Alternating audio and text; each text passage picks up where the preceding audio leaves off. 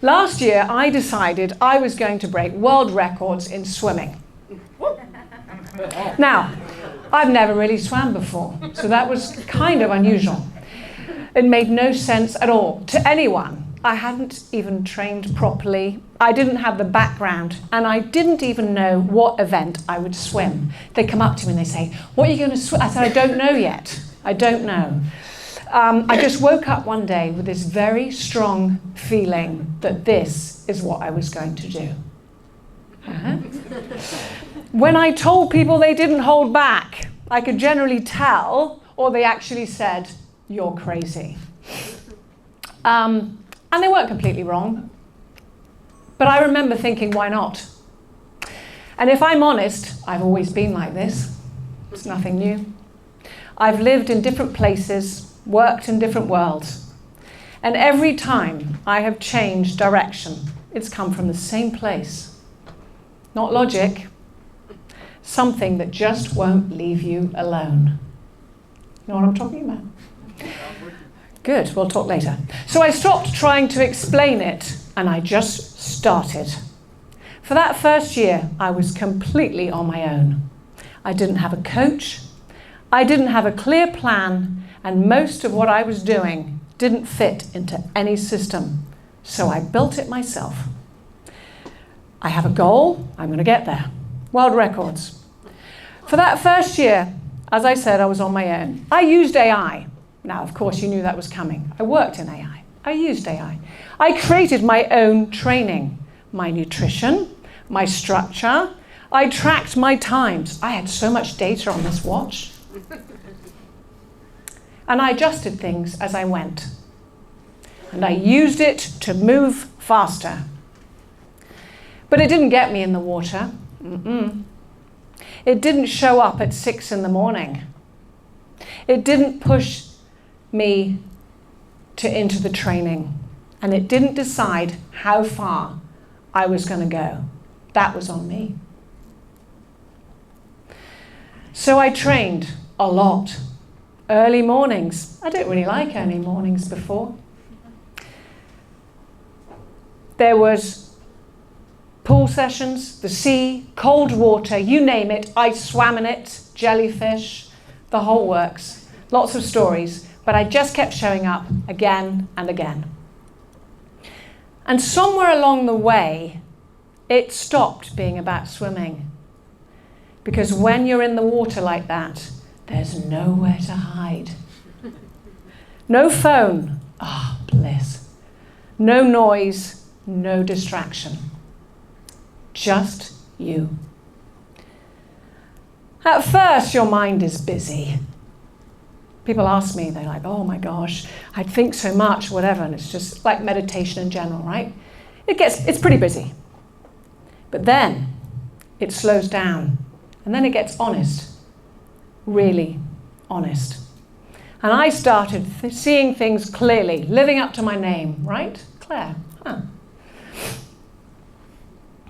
And then I started thinking about what I was doing, what I was tolerating, actually wanted. And once you see things like that, you can't unsee them. You can't ignore it anymore. Because clarity doesn't change how you train. It changes how you live. That's when I realized something. Clarity is a skill. And most of us don't train it, let's be honest. I want you to all be honest with yourselves later. I'm going to inspire you, you're going to go away and you're going to go, clarity. Gosh. And around that time, I got injured. Yes, you can get injured in swimming. I swam 430 kilometers in 11 months because this bloody watch told me. So do you know what I started to do? I couldn't swim for 2 months. I started running. I had to do something. Look, he's happy. I had to do something, and then it rained quite a bit, if you remember. So I'm like, this is great. This is kind of like swimming, but not. It wasn't the same thing. It gets a bit slippy out there as well. And that's when it really hit me. The water hadn't just made me stronger. It had made me honest. Honest enough to make decisions I'd been avoiding. Wait for it. In April 2025, I left my husband after 23 years. It wasn't dramatic. Well, there were moments, of course. I'm not going to lie. It was just clear. Moving on. Turn the page. After doing, if he was here now, after doing all of this swimming on my own for so long, I then started working with a coach, a novelty.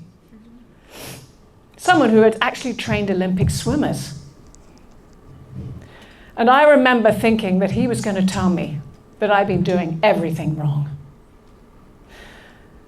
But instead he just said, with a Spanish accent, "Show me your competitions. Here's what we're going to do." And for the first time, somebody met me where I actually was. He didn't question the vision. He worked with it. Oh, she's crazy. What's this bloody English woman, 57-year-old, she wants to break world records. I know he was thinking that, really. And now I've qualified for the European Championships. And I'm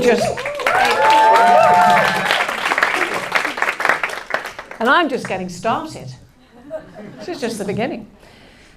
So at the same time, I'm working in AI, I'm training companies, speaking on stages, helping teams move faster and slower and make better decisions. But I keep noticing something right now. The better AI gets, the less people question it. And that's where we start to lose control. We're all nodding, I love it. I'm doing something here. We've all done it. You open a tool, you ask a question. We've had some incredible speakers here. And there are more. You get an answer that sounds right, and you move on. Don't question it. No challenge, no second thought. Not because we're lazy, because it's easy, because it feels efficient, because it looks certain. And because it removes the discomfort of having to decide for ourselves. If something looks polished, we assume it's right. If it sounds confident, we follow it. But we're building machines that can think faster than ever, while we're not necessarily becoming clearer as humans. And that is the real risk. Not the machine, but us. Mm-hmm. Because this isn't just a technology problem. It's a responsibility problem. Clarity is not just about thinking well, it's about taking ownership of the decisions that follow. It's about who's accountable for what we decide to trust, act, or just ignore. AI doesn't remove the responsibility. Don't worry, this will be over in a minute, but this is important stuff, because I do teach ethical and responsible AI, so you've got to just bear with me. AI doesn't remove responsibility, it amplifies it, because AI can give you answers, options, ideas, and speed, but it can't tell you who you are. Remember, it didn't get me up at 6 in the morning. It might one day, but not now. No, you know what I'm saying. It can't tell you what to stay in, what to walk away from, or what actually matters in your life. That comes from you. And the truth is that most of us already don't listen to ourselves. No. We stay too long. We play small. We follow what we think we're supposed to do. I know you do that. Some of us do that. I've done it. This is what I'm supposed to do. And now we have this technology that makes it even easier to avoid the conversation. We don't just outsource tasks, we start outsourcing thinking.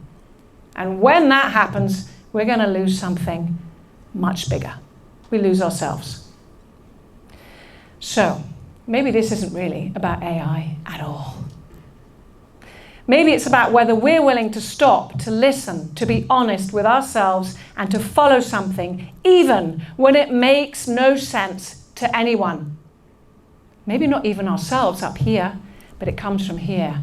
It comes from the soul. It comes from wherever it comes from, right? Because that's where your life is. AI can give you answers, but it can't tell you who you are. It can't tell you what matters or what to walk away from. And if you don't decide, something else will. Thank you.